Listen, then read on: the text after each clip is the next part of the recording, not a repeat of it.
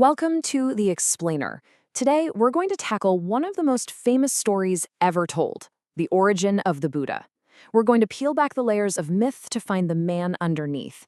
And trust me, the real story might just be even more incredible than the legend. You know the story, right? This young prince, Siddhartha Gautama, lives this perfect, sheltered life. And then one day, boom, he sees an old man, a sick man, a corpse, the foresights. It completely shatters his world, and he just walks away from it all to figure out the meaning of suffering. It's a really powerful story. But let's just stop for a second and think about it. Does it actually make sense?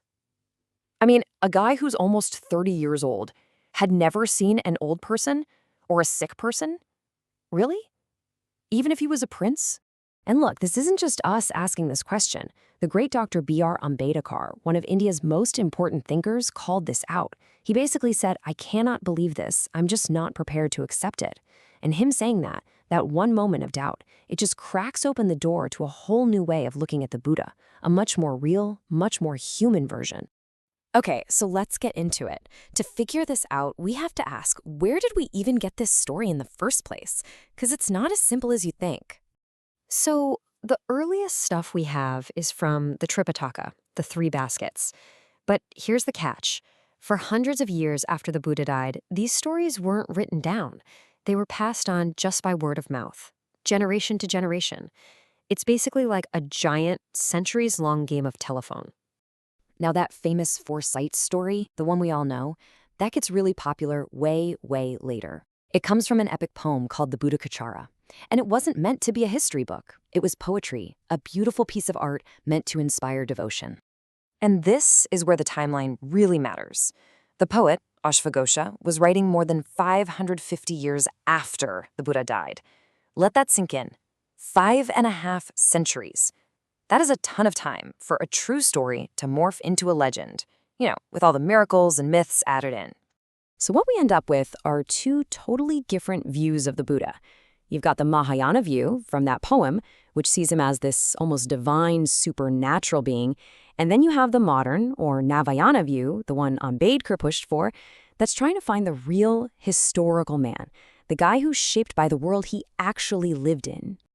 Okay, so if the fairy tale story isn't the whole picture, what was the reality? Well, to get the real guy, you have to get the world he lived in. And let me tell you, it was not some quiet, peaceful little kingdom.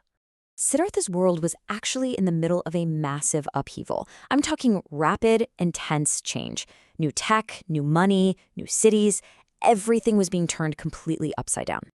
And you can see how it happened, like dominoes falling. First, you get iron tools. That means you can clear forests and farm way more efficiently. For the first time ever, there's a huge surplus of food. That surplus lets big cities and markets pop up. But all this new stuff creates new problems, right? Social problems that the old traditional ways just had no answers for. Right, and all this new money created a ton of tension. You had the warrior class and the merchant class getting super rich, but the old social order run by the Brahmin priests didn't give them any respect. So you've got these powerful people thinking, hey, I've got all this cash, why am I still on the bottom rung? Plus, the old rituals, which often involve sacrificing animals, started to seem really impractical. I mean, why kill the animals you need to plow your fields? It just didn't make sense anymore. So what happens when you have all this disruption and a desperate need for new answers?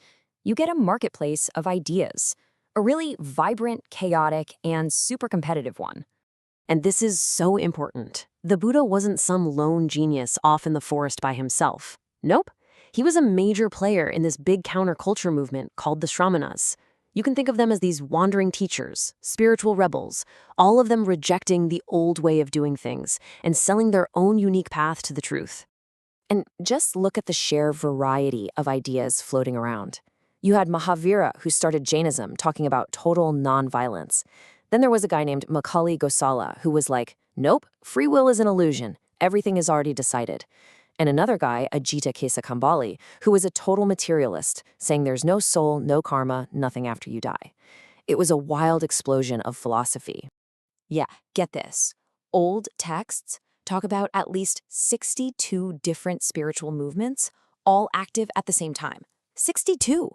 So the Buddha wasn't just teaching to an empty room. He was in a crowded arena, shouting to be heard over all the noise. Okay, so let's put it all together. If the Sheltered Prince story is a legend, and he was just one of dozens of thinkers in this crazy, chaotic time, then who was the real historical Buddha? Maybe the best clue we have is in his very last words. He didn't say, worship me.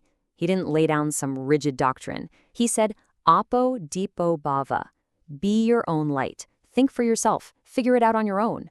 In a time when everyone was following gurus and priests, that was an absolutely revolutionary thing to say. So the picture we get isn't some innocent prince who'd never seen the world. It's a pragmatic, brilliant revolutionary.